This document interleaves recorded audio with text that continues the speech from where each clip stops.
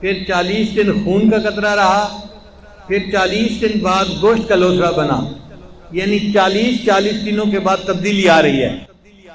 اسی لیے اللہ تعالیٰ نے موسیٰ علیہ السلام کو کوہ طور پر بلایا تھا تورات دینے کے لیے، ان کو فرمایا تھا کہ 40 دن روزے رکھو۔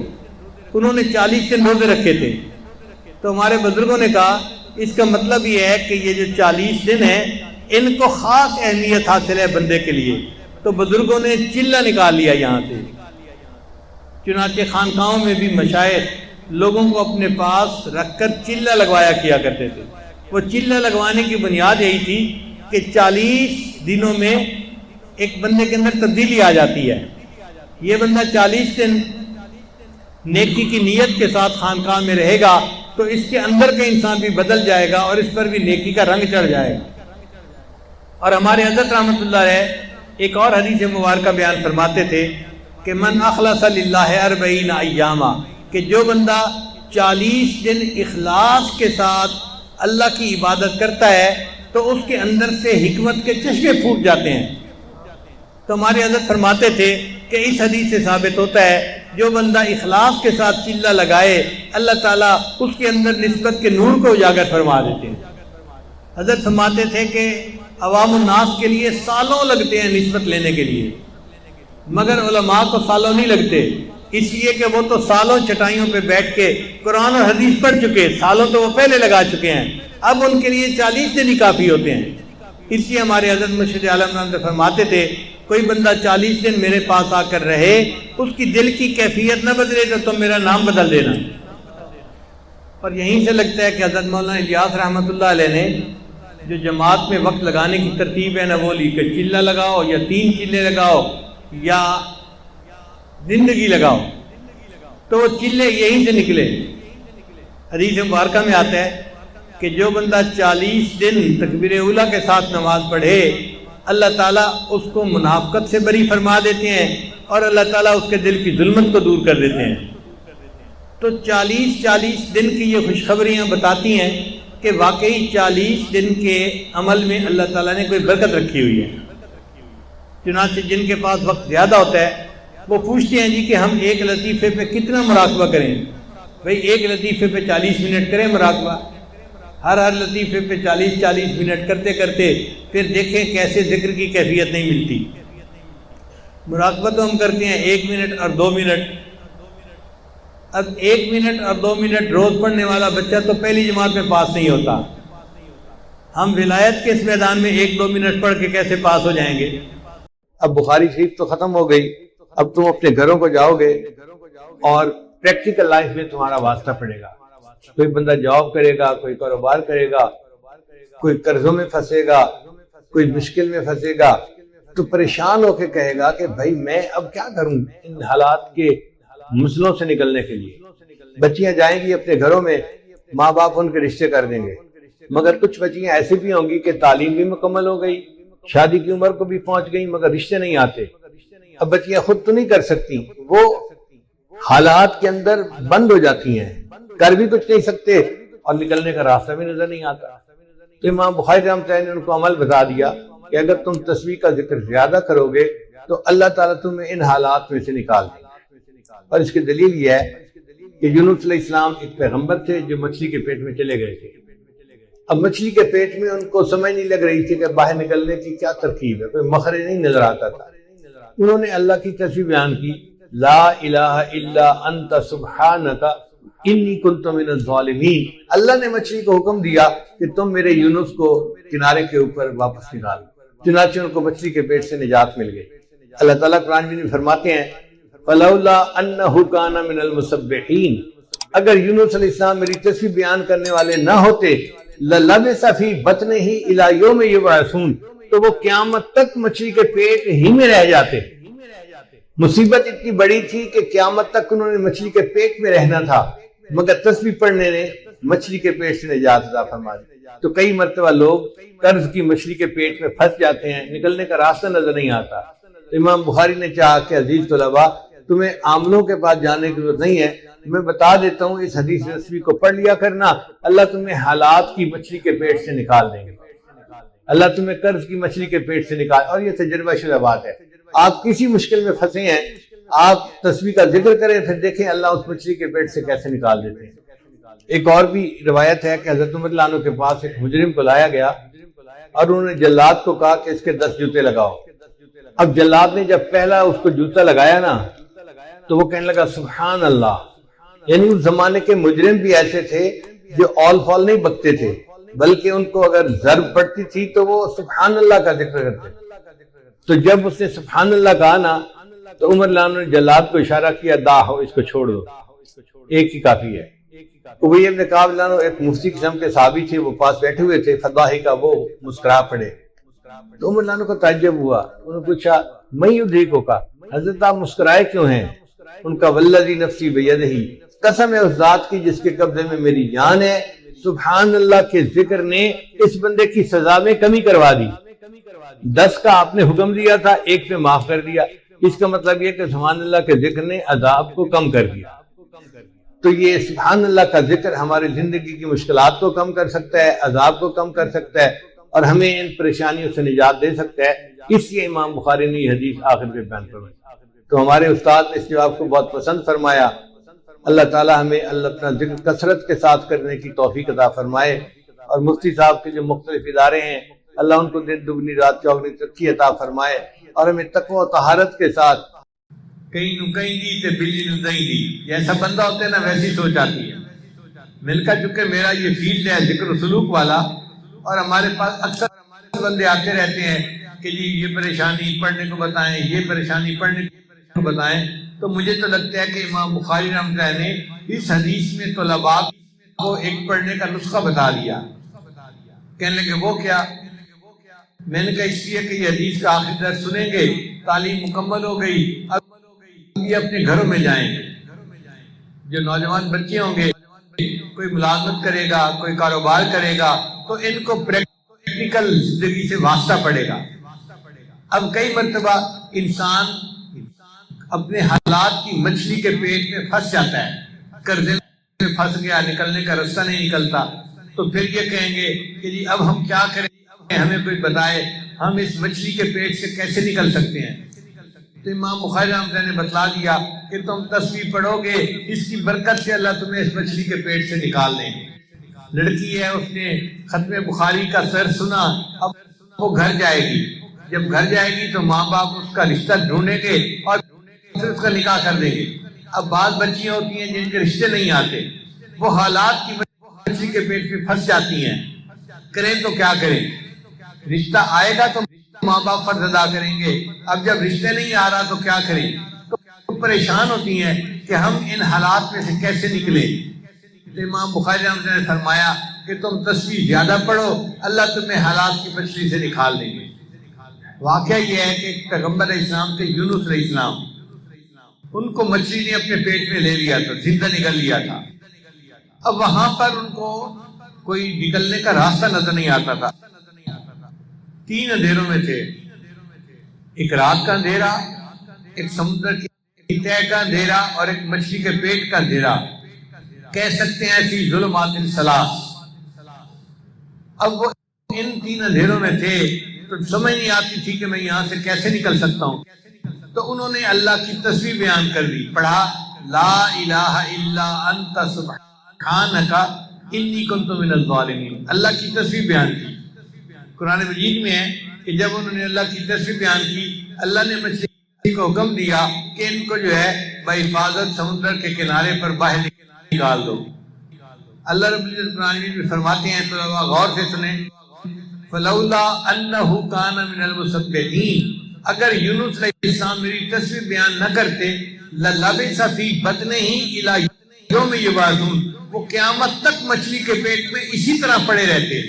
اب مصیبت اتنی بڑی تھی کہ قیامت تک انہوں نے مچھلی کے پیٹ میں رہنا تھا، مگر تسبیح نے ان کو مچھلی کے پیٹ سے نکال دیا اور اللہ نے ان کو آزادی عطا فرما دی۔ تو کوئی بندہ قرضے کی مچھلی کے پیٹ میں پھنس جائے، حالات کی مچھلی کے پیٹ میں پھنس جائے، بیماری کی مچھلی کے پیٹ میں پھنس جائے، تو وہ تسبیح پڑھے، اللہ اس کو اس مچھلی کے پیٹ سے نکال دے۔ اور دوسری وجہ یہ کہ حضرت عمر رضی اللہ عنہ کے پاس ایک مجرم کو لایا گیا، عمر رضی اللہ عنہ نے اس کا مقدمہ سنا، تو جلاد کو حکم دیا کہ اس کے 10 جوتے لگاؤ۔ اب جب جلاد نے اس کو جوتا لگایا نا تو اس نے کہا سبحان اللہ، یعنی اس وقت کے مجرم بھی ایسے تھے جو آل فال نہیں بکتے تھے بلکہ جوتا لگنے پہ سبحان اللہ پڑھتے تھے۔ تو جب مجرم نے پڑھا سبحان اللہ، عمر اللہ نے جلاد کو اشارہ کیا دا ہو اس کو چھوڑ دو۔ تو وہاں ایک مفتی قسم کے صحابی تھے، ان کا نام تھا حضرت ابی بن کعب رضی اللہ عنہ، وہ مسکرا پڑے۔ تو عمر اللہ نے پوچھا میں یوں دیکھوں گا حضرت آپ مسکرائے کیوں ہیں؟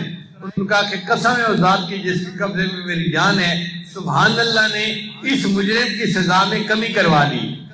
10 جوتے لگنے تھے، سبحان اللہ پڑھا، ایک جوتے پہ معافی مل گئی۔ تو اگر یہ سبحان اللہ کا ذکر دنیا کی سزا میں کمی کر سکتا ہے تو یقیناً ہم اگر اس کو پڑھیں گے تو ہمارے اوپر جو حالات آتے ہیں اللہ ان مصیبتوں کو بھی کم فرما دیں گے۔ تو امام بخاری رحمۃ اللہ نے طلباء کو یہ سبق دیا کہ تمہیں کسی عامل کے پاس جانے کی ضرورت نہیں ہے، تم حالات کی مچھلی کے پیٹ میں پھنس گئے ہو، سبحان اللہ کی کثرت کرو، اللہ نکال دیں گے اور پھر اچھے حالات تمہارے اوپر لے آئیں گے۔ اور ایک نقطہ اور بھی ہے کہ سبحان اللہ و بحمدہ سبحان اللہ العظیم یہ ذکر ہے۔ تو امام بخاری رحمۃ اللہ نے اپنی کتاب کے آخر کو ذکر کے اوپر ختم کیا۔ مقصد ان کا کہنے کا یہ تھا کہ عزیز طلباء، تم زندگی میں اللہ کا ذکر کثرت کے ساتھ کرو گے تو پھر تمہیں موت بھی اللہ کے ذکر پر آئے گی، اور جس بندے کو اللہ کے ذکر پر موت آئے گی وہ سیدھا جنت میں جائے گا۔ تو ہمیں چاہیے کہ ہم اللہ کا ذکر کثرت کے ساتھ کریں۔ اللہ تعالیٰ پوری زندگی ہمیں ذکر کے ساتھ گزارنے کی توفیق عطا فرمائے، اور جب آخری وقت آئے تو اللہ ذکر کے ساتھ اس دنیا۔ ایمان لانے کے بعد سب سے اہم عمل نماز ہے، اور قیامت کے دن سب سے پہلے اسی کے بارے میں پوچھا جائے گا۔ روز محشر کے جہاں گداز بود، اولی پرسش نماز بود، سب سے پہلے نماز کے بارے میں پوچھا جائے گا۔ اور نماز کی پابندی نہ کرنے کی وجہ سے اکثر لوگ جہنم میں جائیں گے۔ چنانچہ قرآن مجید میں اللہ تعالیٰ فرماتے ہیں کہ جہنمیوں کو جہنم کی آگ میں جلتا دیکھ کر فرشتے پوچھیں گے کہ تم کون سا عمل کرتے تھے کہ تم اس بری جگہ جہنم میں آ گئے؟ قالوا لم نک من المصلین، پہلا جواب وہ یہ دیں گے کہ ہم بے نماز تھے۔ تو جہنم میں جانے کی بنیادی وجہ بے نمازی ہونا، اور اعمال بھی ہیں مگر یہ عمل خصوصیت کے ساتھ، اس لیے نماز کو بنانے کی ضرورت ہے۔ نبی علیہ السلام صحابہ کو نماز پڑھ کے دکھاتے تھے اور فرماتے تھے صلو کما رأیتمونی اصلی، کہ جس طرح میں تمہارے سامنے نماز پڑھ رہا ہوں تم بھی اسی طرح نماز پڑھنے کی کوشش کرو۔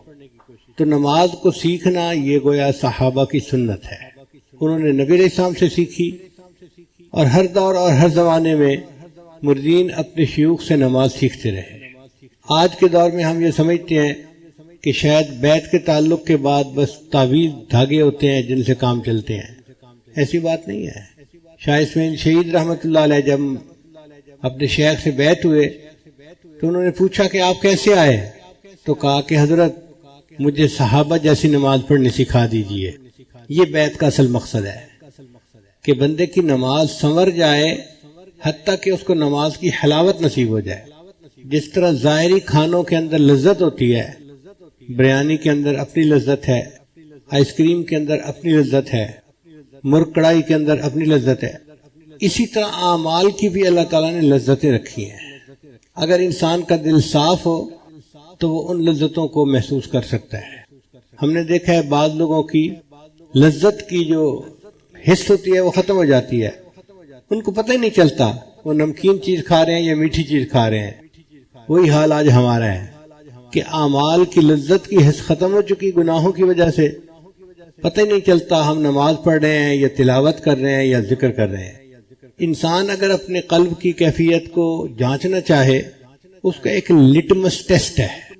لٹمس ٹیسٹ کہتے ہیں کہ آپ کے پاس ایک چھوٹی سی کوئی یعنی پرزہ ہے کاغذ کا، اس کو آپ ڈبوئیں سولوشن میں اور پھر بتا دیں کہ جی اب شوگر کم ہے، شوگر زیادہ ہے، فلاں ہے فلاں ہے، آسانی سے پتہ چل جاتا ہے۔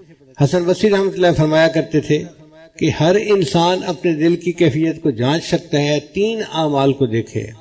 اگر اس کا دل ذکر میں لگتا ہے، دل چاہتا ہے کہ مجھے ٹائم ملے، میں لمبا مراقبہ کروں، میں لمبا بیٹھ کے لا الہ الا اللہ کی تحلیل کے ساتھ ذکر کروں، اگر دل اس کے لیے ترستا ہے کہ مجھے ایسا ٹائم ملے تو اس کا مطلب ہے ذکر کی لذت ہے.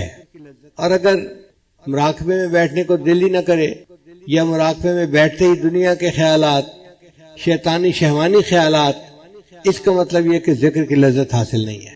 ہمارے بعض بزرگ گھنٹوں مراقبہ کرتے تھے. چنانچہ حضرت مولانا حسین علی وہاں بچنا والے ایک بزرگ گزرے ہیں، بڑے مفسر قرآن تھے. ہمارے حضرت نے ان سے تفسیر قرآن کا علم سیکھا. حضرت فرماتے تھے کہ وہ عشاء کے بعد مراقب ہوتے تھے اور پوری رات مراقب رہتے تھے. ان کے ہاں خانقاہ میں مراقبے کی ابتدا ہوتی تھی تو اختتامی دعا نہیں ہوتی تھی. مریدین کو کہا ہوا تھا کہ جو بندہ تھک جائے وہ اٹھ کے چلا جائے. ایک گیا، دوسرا گیا، تیسرا گیا، حتیٰ کہ سب اٹھ کے چلے جاتے تھے. حضرت اکیلے رہ جاتے تھے. جب دیکھتے کہ کوئی بھی اور نہیں تو تہجد کی نیت باندھ لیا کرتے. پوری رات اللہ کی یاد میں گزار دینا. مصر کے ایک بڑے بزرگ گزرے ہیں، سید بدوی رحمت اللہ علیہ. ان کے بارے میں آتا ہے کہ وہ 40 دن کا مراقبہ کیا کرتے تھے. تو مجھے حیرت ہوئی کہ 40 دن کا. تو کتاب میں تفصیل لکھی ہوئی تھی کہ وہ صرف نماز کے لیے اٹھتے تھے اور جماعت کے ساتھ نماز پڑھ کے پھر مراقب، یا کسی وقت بھوک پیاس کی وجہ سے اٹھتے تھے اور کھانا کھا کے پھر مراقب. 40 دن وہ مراقبے ہی کی صورت میں گزارا کرتے تھے. اور اس کی وجہ سے ان کے چہرے پہ اتنا نور آ گیا تھا کہ لوگ ان کے چہرے کی نورانیت کو دیکھ نہیں سکتے تھے. تو آخری عمر میں وہ چہرے کو چھپایا کرتے تھے. جیسے عورتیں چہرے پہ نقاب رکھتی ہیں نا پردے کی وجہ سے، وہ اس طرح چہرے پہ نقاب رکھتے تھے. ایک مرتبہ ان کے خادم نے کہا کہ مجھے اتنا عرصہ ہو گیا خدمت کرتے ہوئے، آپ مجھ سے بھی چہرہ چھپاتے ہیں، مجھے تو اپنا چہرہ چھپا دیجیے. تو انہوں نے چہرے سے نقاب ہٹایا تو ان کا مرید جو تھا وہ وہیں غش کھا کر گرا، بے ہوش ہو گیا. اور یہی حال حضرت موسیٰ علیہ السلام کا تھا. جب ان پر تجلی پڑی تھی اس کے بعد لوگ ان کے چہرے کی نورانیت کو دیکھ نہیں سکتے تھے. تو سید بدوی رحمت اللہ علیہ کی بھی کیفیت یہی تھی. اتنا اللہ کا ذکر کرتے تھے کہ 40 دن تک مراقبہ کرتے تھے. اور بعض ہمارے بزرگ پوری رات مراقبہ کرتے تھے. کیوں؟ ان کو ذکر کی لذت ملتی تھی. اللہ کے بڑے مزے جو بھی چاہے وہ چکھ لے. یہ تو کر کے دیکھنے کا کام ہے. اگر شروع میں لذت محسوس نہیں ہوتی تو استغفار کریں، اللہ سے دعائیں مانگیں اور کوشش کریں. چند دنوں کے اندر ذکر کی لذت ملنی شروع ہو جائے گی. پھر ایسا مزہ آئے گا کہ دل چاہے گا کہ میں مراقبے میں بیٹھوں اور کوئی مجھے ڈسٹرب نہ کرے. ایسے بھی لوگ ہیں دنیا میں جو روزانہ کے معاملات کرنے سے پہلے 2 رکعت نفل پڑھتے ہیں. یا اللہ اب میں معاملات میں بیٹھ رہا ہوں، کوئی بندہ نہ آ جائے جو مجھے ڈسٹرب کرے. تو گھنٹوں ذکر کرنا مشکل نہیں ہے مگر اس کی لذت مل جائے تو. آج بچوں کو دیکھو آئی پیڈ کے اوپر گھنٹہ 2 گھنٹے بیٹھنا کوئی مشکل نہیں ان کے لیے. اگر ایک بچے کو آئی پیڈ پہ تصویریں دیکھنے کا اتنا مزہ آتا ہے تو اللہ والے جو ذکر میں بیٹھتے ہیں ان کو بھی اپنے دل کی سکرین پہ پتہ نہیں کیا دیکھنے کا مزہ آتا ہے. رہوں بیٹھا میں اپنا سر جھکا کر، یہ ذکر کا مزہ ہی ایسا ہے، لذت ہی ایسی ہے. ویسے ایک دستور ہے کہ دنیا میں کسی بھی بڑے آدمی کو آپ ملنے کے لیے جائیں تو آپ کو انتظار میں بیٹھنا پڑے گا.